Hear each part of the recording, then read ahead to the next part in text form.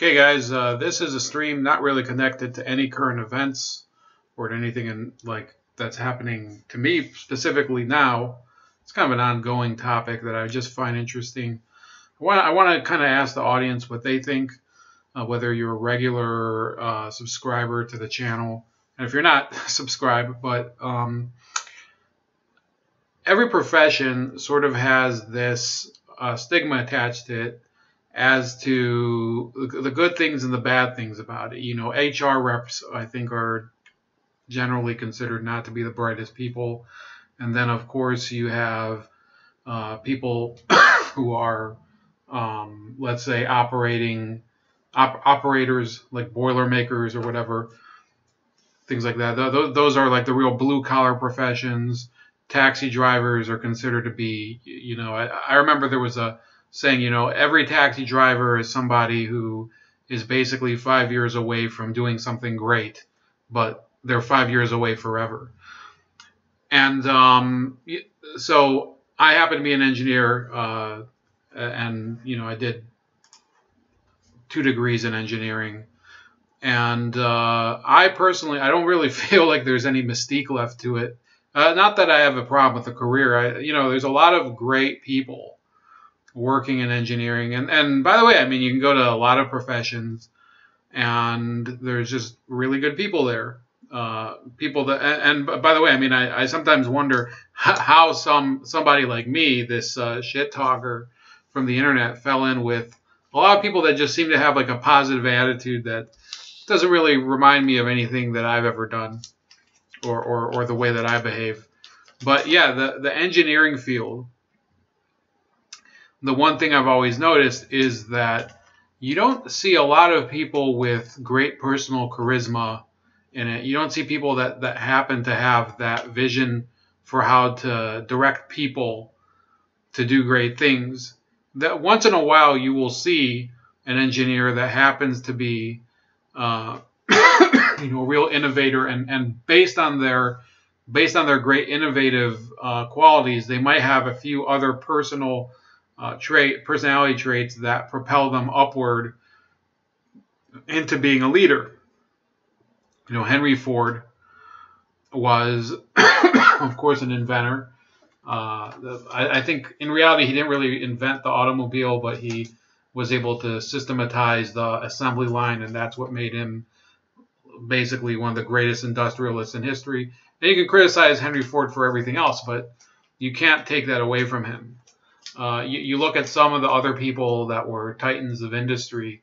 Thomas Edison, was he a great leader? Some would say he was a horrible person. But look, Thomas Edison turned the field of basic electrical components and therefore electricity into a world, you know, an industry that the world is dependent on. That's Thomas Edison. And of course, everybody debates like who was the real great electrical engineer? Was it him or was it Tesla? And there was the AC versus DC debate between them, and that's kind of irrelevant because it's the force of personality of these people is very unique when you look at the rest of the type of people that are engineers. Look, I work with a very, very diverse workforce of people in terms of age, in terms of background, you know, where they came from originally, whether it's from out of the country or where they came from in the U.S.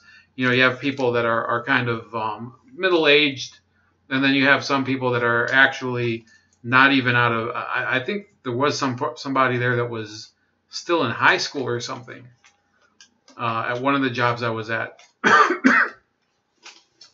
You know, you have people from South America, you have people from China, you have people from India, you have people from Africa. I think you have some people at a job I had before, they're from the West Indies.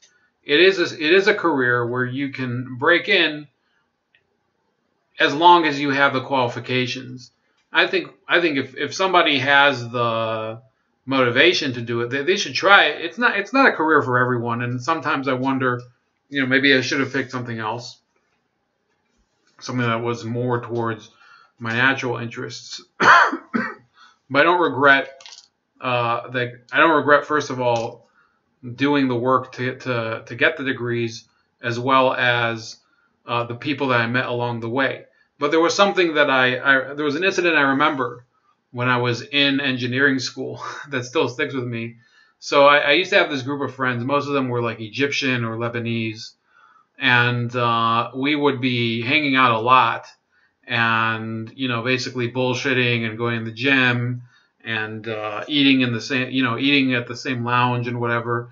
Yeah, so it's the same circle of people. And one day we were walking through the hallway, and we were probably walking for 15 minutes in the same direction. And finally, one of the people came to the destination they were at, and I was like, wait, what am I doing here? I wasn't headed anywhere in this direction. In fact, I had nothing to do. That was so weird. I was on, of course, I'd gotten out of a class probably like a half hour earlier.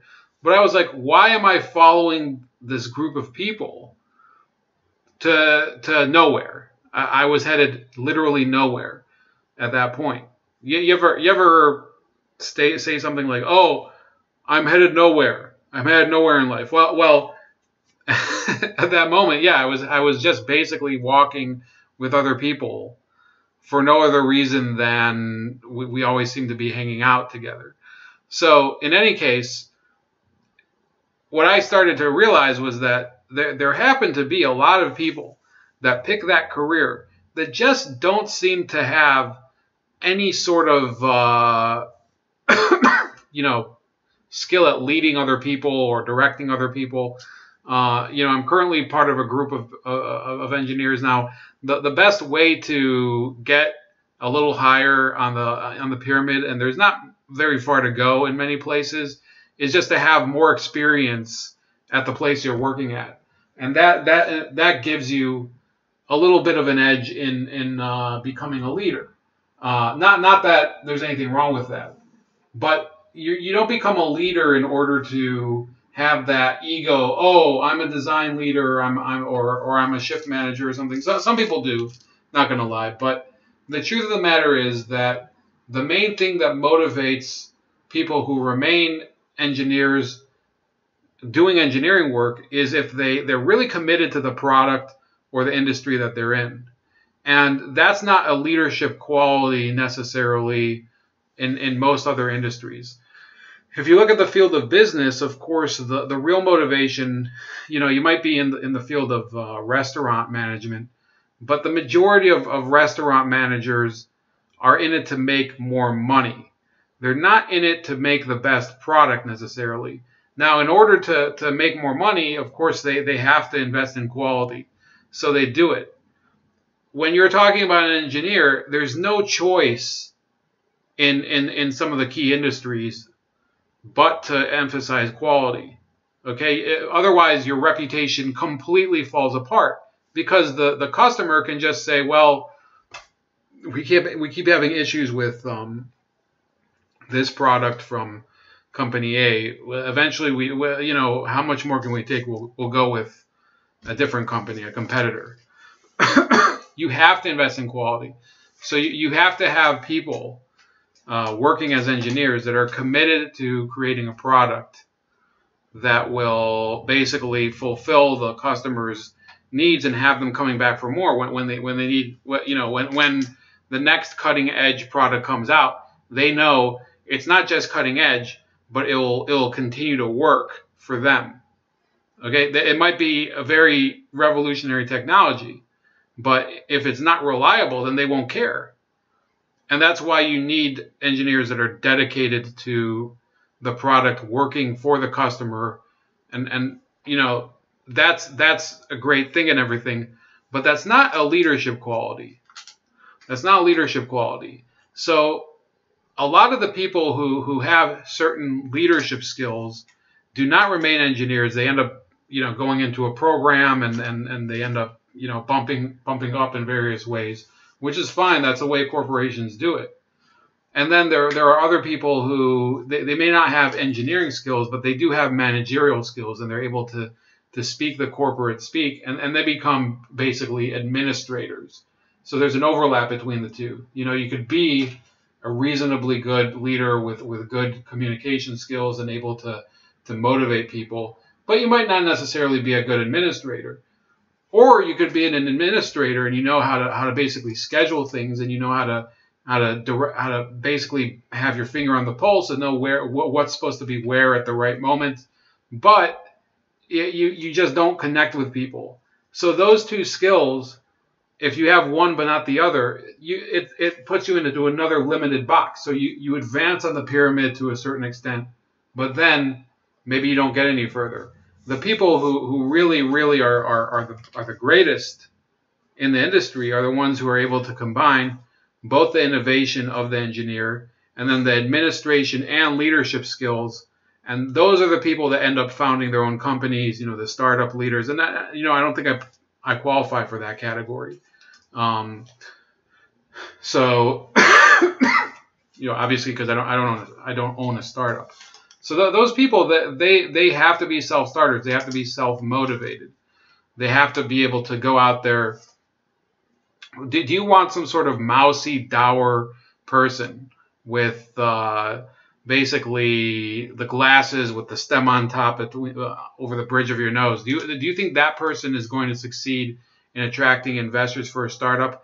They better have like a hell of a personality. No, you need somebody who's a sharp dresser, who is able to explain the product. So they have to have some engineering skill at least, or at least kind of a mechanical understanding, or I guess in an understanding of software. If this isn't specific to any type of engineering, by the way. So they have to have an understanding of the field that they're trying to break into, and then administration wise, they have to be able to make sure that the investment that's put into their business is being fulfilled by the company. So that's where the administrator comes in. Those are three skills that are integral to making a good engineering leader. But it's not a very common breed. I do have a friend who I've always thought is a great leader and engineer. I think he watches the channel once in a while. But sometimes these people just get ground down. Either they like the engineering aspect and they don't, they're like, well, yeah, I can advance higher, but what's the point of just becoming another suit coming in and writing in entries on the whiteboard or something, or showing, oh, this is 75% progress versus 72% progress. People make up arbitrary metrics all the time when it comes to administration. So some people, they have those skills and they don't choose to use them. They don't choose to be that leader. That's somewhat it does happen in engineering if people do have leadership skills. The vast majority of engineers I know do not have that, like, the personality to become a leader. They seem to be very good at focusing on one issue and just being able to work on that, and maybe they can grow on a technical level outward, but they would rather do it. They would rather advance their career that way than say, well, I'll take a new title. I'll be in charge of this group. I'll be in charge of this division or whatever. It's really a small minority. It's a small minority. So also, I would say those that become leaders, for some reason, they seem to come from the manufacturing area, because a manufacturing engineer, a good one, or a production engineer, or a supply chain person, I think that they all dovetail together, which I'm not any of those. I'm a mechanical.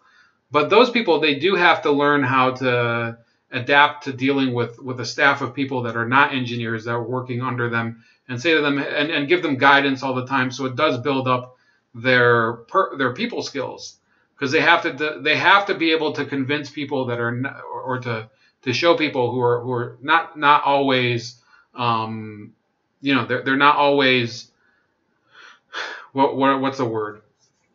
They have to be able to manage a workforce. That's the bottom line. A workforce of people of varying skills. Sometimes people come in on the job, they don't really have any skills yet. They have to build those skills on the job. And I've seen that everywhere I've worked as far as technical places. it's really it's really important to have people on the floor who know how to direct people. And I've seen where it doesn't work. I've seen where they put people that have no skill at directing other people, or they don't have any authority. So they just wither away and die. Nobody, they end up getting, they'll be a contractor. They'll have, I worked at a place, they had contractors basically running, not just as the labor force in assembly, but they had contractors directing those people at some times. And it just does not make any sense. You have to have some sort of authority. You have to be able to impose to a certain extent. Even if you don't like it, you have to be able to impose a certain will in order to get things done.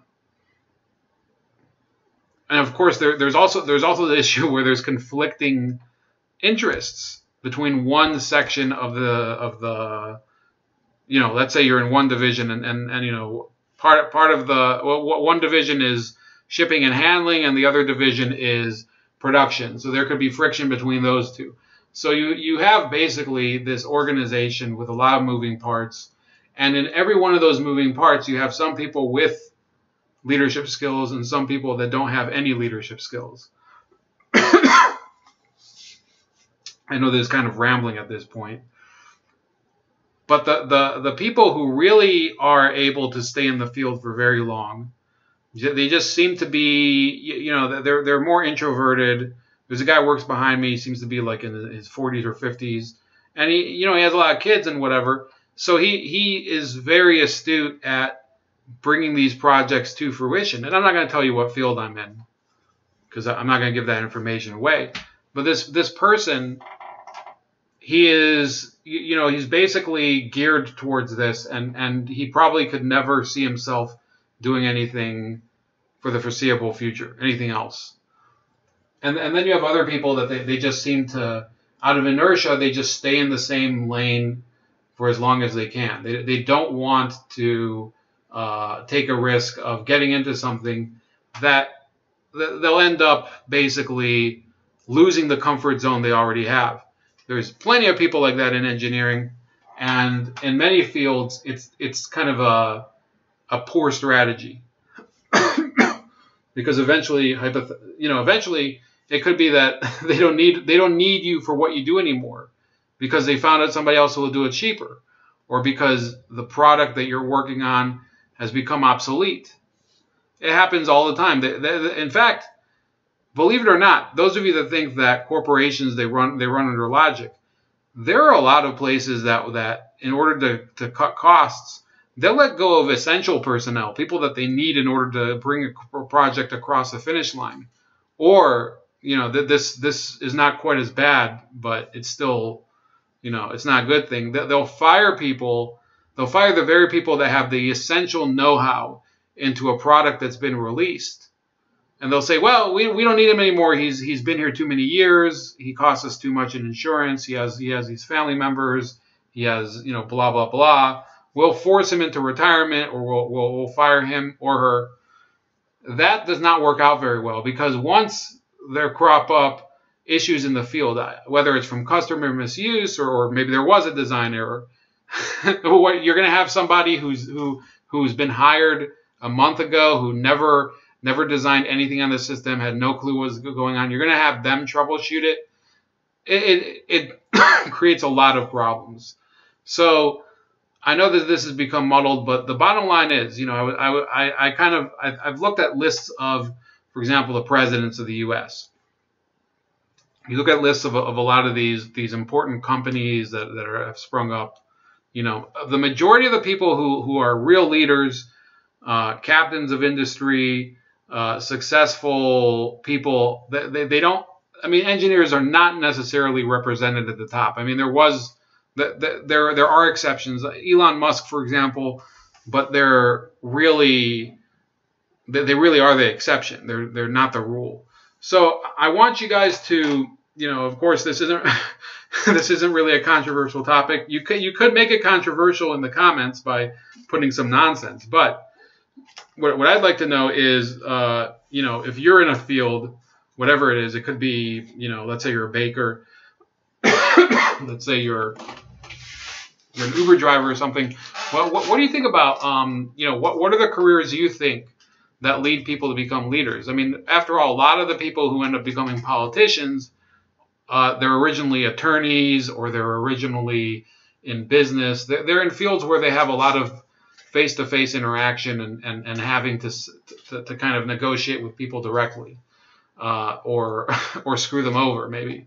But yeah, let me know what you think about this topic. I've thought about it for, I can tell you, 4 or 5 months now. What's the issue that so many engineers, they do appear to have an understanding of some very technical topics, but when it comes to leading people, it just doesn't seem to happen. There just is there's no chemistry with a group of people. So they can only go so far. That's about it. Please like the video, subscribe to the channel, comment when it uploads, and share the video as well. Bold like a leopard. You can see all my links are in the description, I believe. And the email, if it's too hard to find there, is chefleopardyt@gmail.com.